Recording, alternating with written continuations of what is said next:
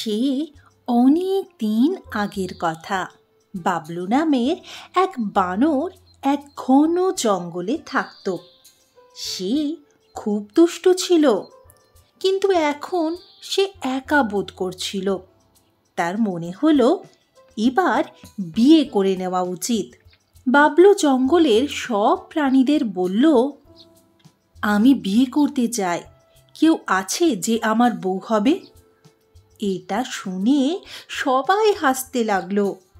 গোলু ভালুক বলল, আরে বাবলু, আগে ভালো করে ভেবে দেখো, বিয়ে করা এত সহজ নয়। কিন্তু বাবলু নিজের জেদ ধরে রইল। সে একে একে সবার কাছে গিয়ে জিজ্ঞেস করতে থাকলো। মিনা টিয়া বলল, না বাবলু, আমি আকাশে উড়ি, আর তুমি তো শুধু গাছে লাফালাফি করো।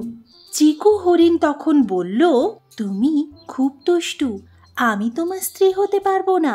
গজ্জু হাতি বলল, তুমি অনেক ছোট, আমি তোমার সঙ্গে কিভাবে থাকবো? এসব শুনে বাবলু খুব হতাশ হয়ে গেল। কেউই তাকে বিয়ে করতে রাজি হচ্ছিল না। তখন বাবলুর মাথায় একটা বুদ্ধি এলো। সে জঙ্গলে ঘোষণা করলো, যেই আমার স্ত্রী হবে তাকে আমি জঙ্গলের সবচেয়ে সুন্দর জায়গায় নিয়ে যাব এবং অনেক সুস্বাদু ফল খাওয়াবো।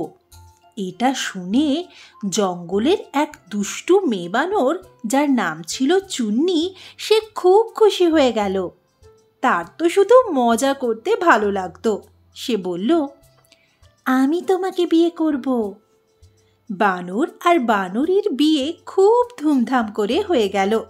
সব প্রাণী নাচতে গাইতে লাগলো, ভালুক ঢোল বাজাতে লাগলো, হাতি তার সুর দিয়ে জল ছিটিয়ে আনন্দ করতে থাকলো, আর টিয়া মিষ্টি বিতরণ করতে লাগলো। সবাই খুব খুশি ছিল। বাবলুও হাসতে লাগলো, কারণ অবশেষে সে তার জীবন সঙ্গিনী পেয়ে গিয়েছিল। তো বাচ্চারা, আজকের এই গল্প থেকে আমরা এটাই শিখলাম যে জুটি একে অপরকে ভালোভাবে বোঝে এবং একসঙ্গে থাকে, সেই সম্পর্কই সত্যিকারের সুন্দর সম্পর্ক হয়ে ওঠে।